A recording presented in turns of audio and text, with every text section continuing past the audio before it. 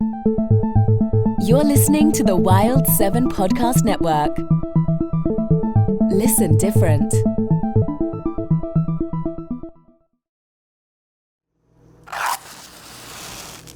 Oh, for a muse of fire that would ascend. It was the best of times. It was the worst of times. Because men groping in the Arctic darkness had found a yellow metal. I expected this reception. All men hate the wretched. If I loved you less, I might be able to talk about it more. Lord, I thought we were through with those Martians. You are now listening to Storyscapes on the Wild 7 Podcast Network.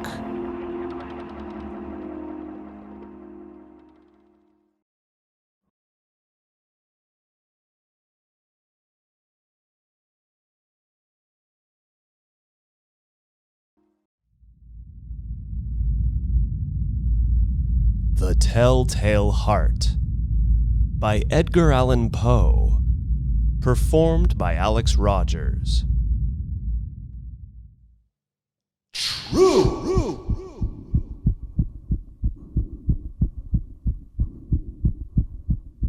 Nervous. Very, very dreadfully nervous I had been, and am. But why will you say that I am mad?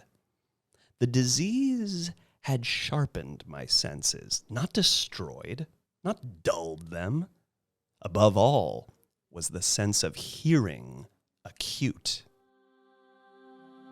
I heard all things in the heaven and in the earth.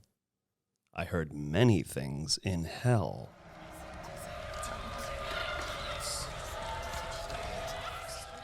How, then, am I mad?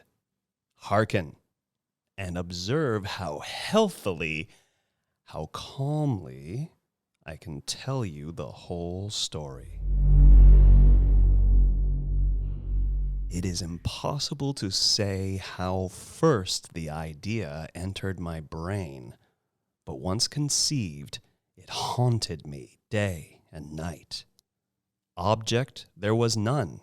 Passion there was none. I loved the old man. He had never wronged me. He had never given me insult. For his gold I had no desire. I think it was his eye.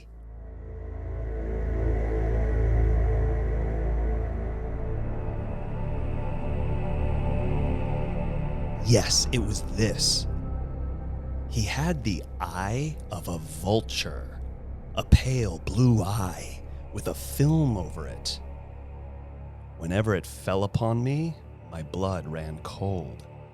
And so by degrees, very gradually, I made up my mind to take the life of the old man and thus rid myself of the eye forever. Now this is the point. You fancy me mad. Madmen know nothing. But you should have seen me. You should have seen how wisely I proceeded, with what caution, with what foresight, with what dissimulation I went to work. I was never kinder to the old man than during the whole week before I killed him.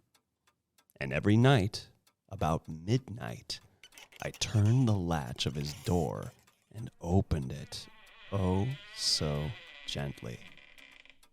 And then, when I'd made an opening sufficient for my head, I put in a dark lantern, all closed, that no light shone out. And then I thrust in my head. Oh, you would have laughed to see how cunningly I thrust it in. I moved it very slowly, very, very slowly, so that I might not disturb the old man's sleep. It took me an hour to place my whole head within the opening so far that I could see him as he lay upon his bed. Would a madman have been so wise as this? And then, when my head was well in the room, I undid the lantern cautiously. Oh, so cautiously. Cautiously. For the hinges creaked. I undid it just so much that a single thin ray fell upon the vulture eye. And this I did for 7 long nights. Every night, just at midnight. But I found the eye always closed. And so it was impossible to do the work, for it was not the old man who vexed me, but his evil eye. And every morning, when the day broke, I went boldly into the chamber and spoke courageously to him, calling him by name in a hearty tone and inquiring how he has passed the night. So, you see, he would have been a very profound old man indeed to suspect that every night, just at 12, I looked in upon him while he slept.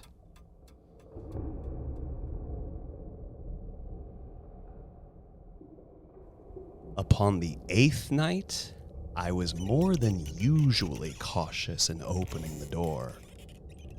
A watch's minute hand moves more quickly than did mine. Never before that night had I felt the extent of my own powers, of my sagacity. I could scarcely contain my feelings of triumph. To think that there I was, opening the door, little by little, and he not even to dream of my secret deeds or thoughts. I fairly chuckled at the idea. And perhaps he heard me, for he moved on the bed suddenly, as if startled.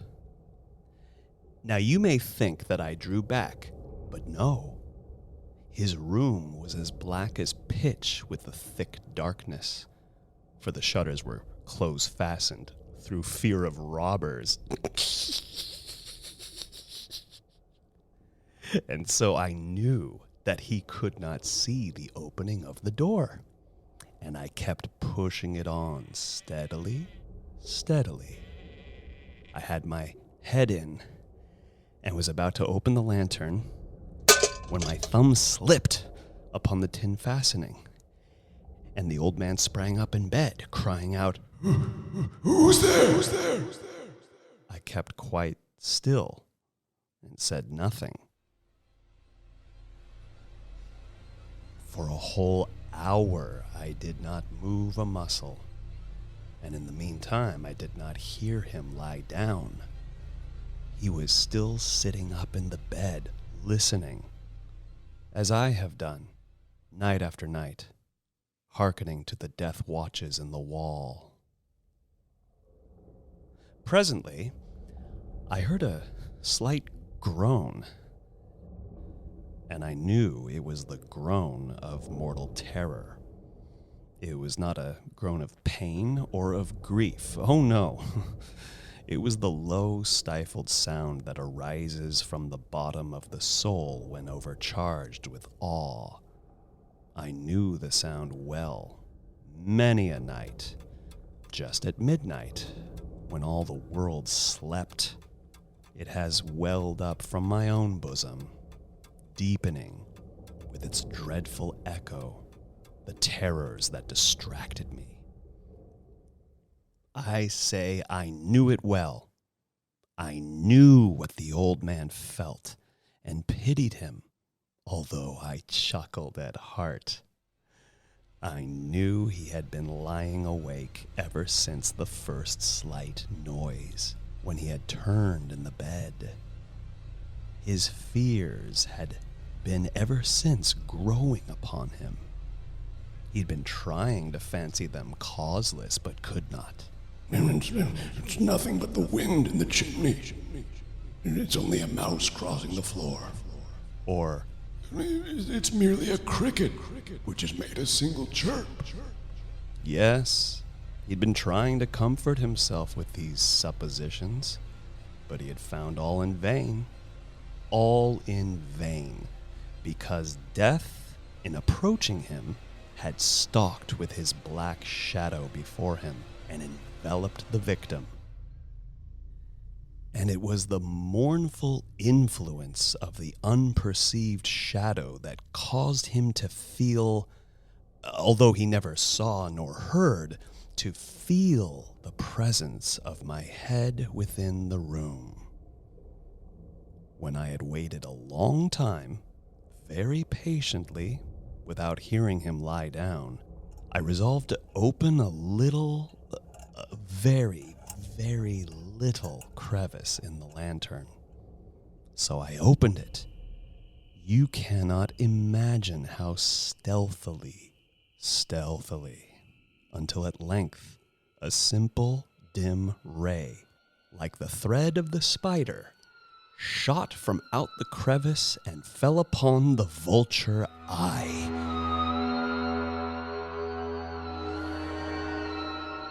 It was open, wide open, and I grew furious as I gazed upon it.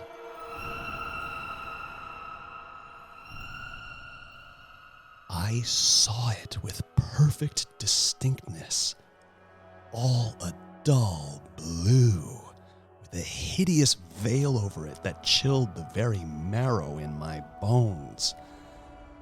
But I could see nothing else of the old man's face or person, for I had directed the ray as if by instinct precisely upon the damned spot.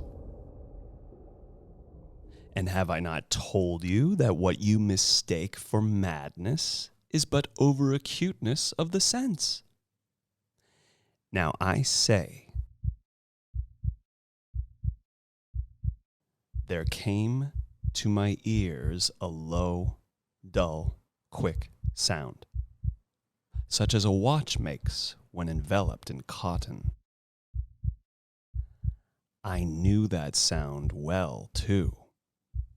It was the beating of the old man's heart. It increased my fury as the beating of a drum stimulates the soldier into courage. And even yet, I refrained and kept still. I scarcely breathed. I held the lantern motionless. I tried how steadily I could maintain the ray upon the eye.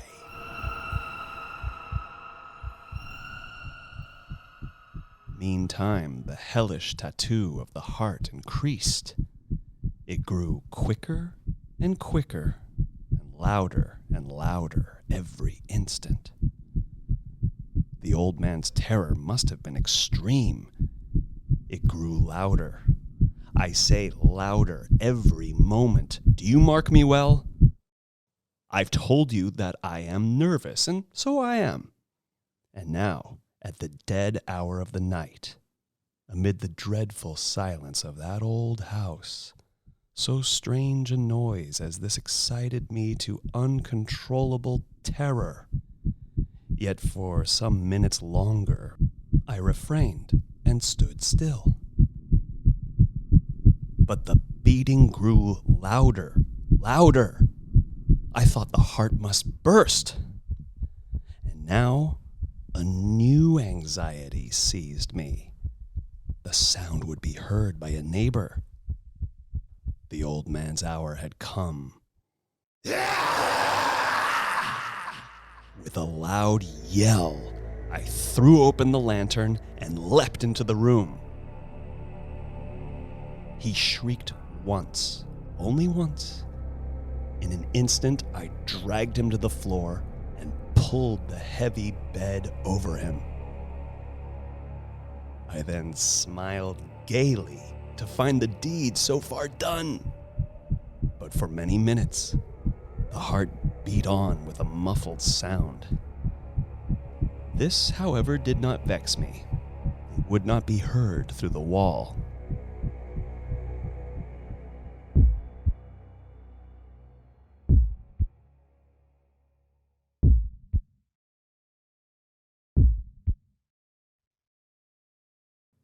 At length, it ceased. The old man was dead. I removed the bed and examined the corpse. Yes, he was stone dead. I placed my hand upon the heart and held it there many minutes. There was no pulsation. He was stone dead. His eye would trouble me no more. If still you think me mad, you will think so no longer when I describe the wise precautions I took for the concealment of the body.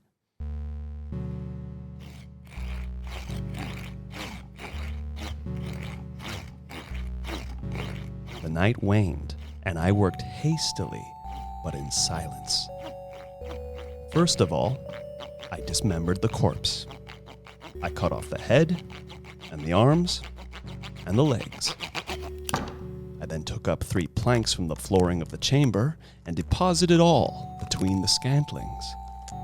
I then replaced the boards so cleverly, so cunningly, that no human eye, not even his, could have detected anything wrong. There was nothing to wash out, no stain of any kind, no blood spot whatever. I'd been too wary for that. A tub had caught all. Ha ha! When I had made an end of these labors, it was 4 o'clock. Still dark as midnight. As the bell sounded the hour, there came a knocking at the street door. I went down to open it with a light heart. For what had I now to fear?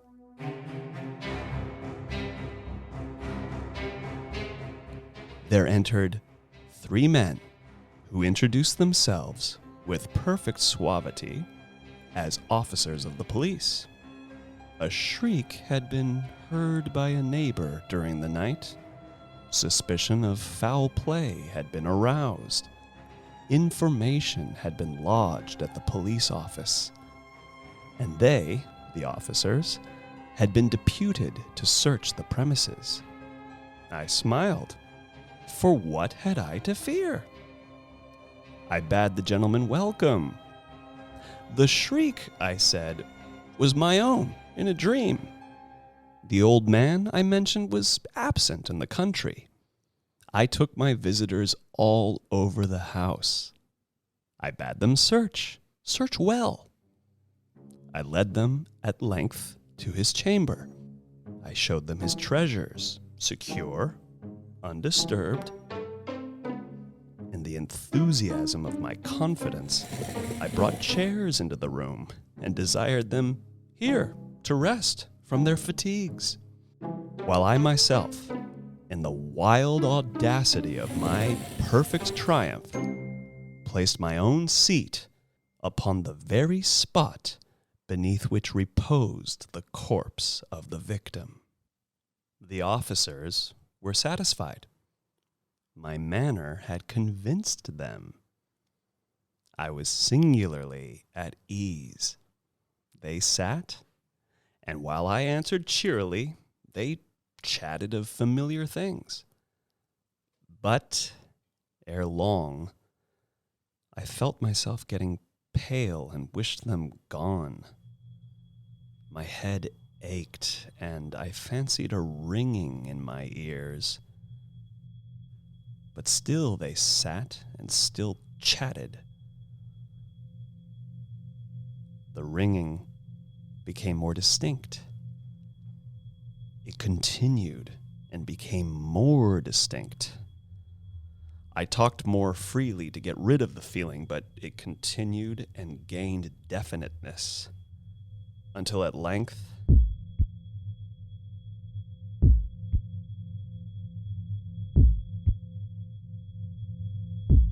I found that the noise was not within my ears. No doubt I now grew very pale. But I talked more fluently and with a heightened voice, yet the sound increased, and what could I do? It was a low, dull, quick sound. Much such a sound as a watch makes when enveloped in cotton. I gasped for breath, and yet the officers heard it not. I talked more quickly, more vehemently, but the noise steadily increased. I arose and argued about trifles in a high key and with violent gesticulations, but the noise steadily increased. Why would they not be gone? I paced the floor to and fro with heavy strides, as if excited to fury by the observations of the men, but the noise steadily increased. Oh, God!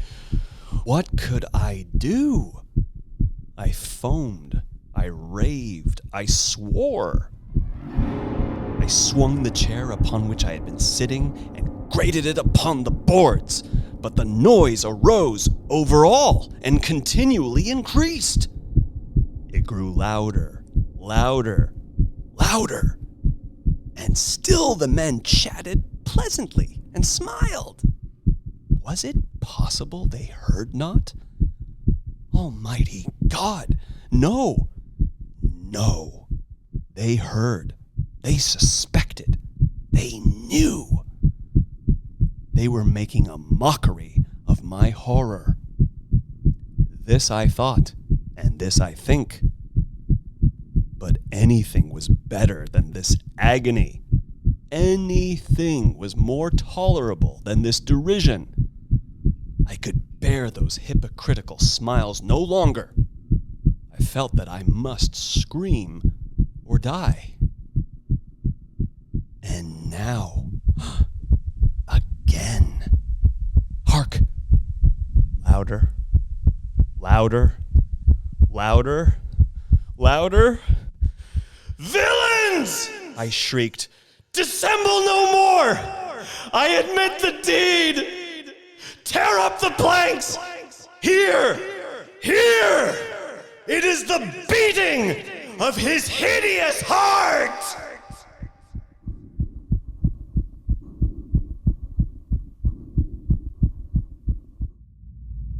You have been listening to Storyscapes on the Wild 7 Podcast Network.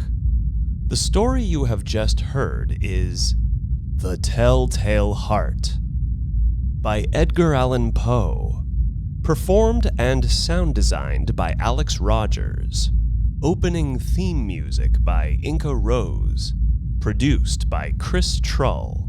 Keep listening for more Storyscapes.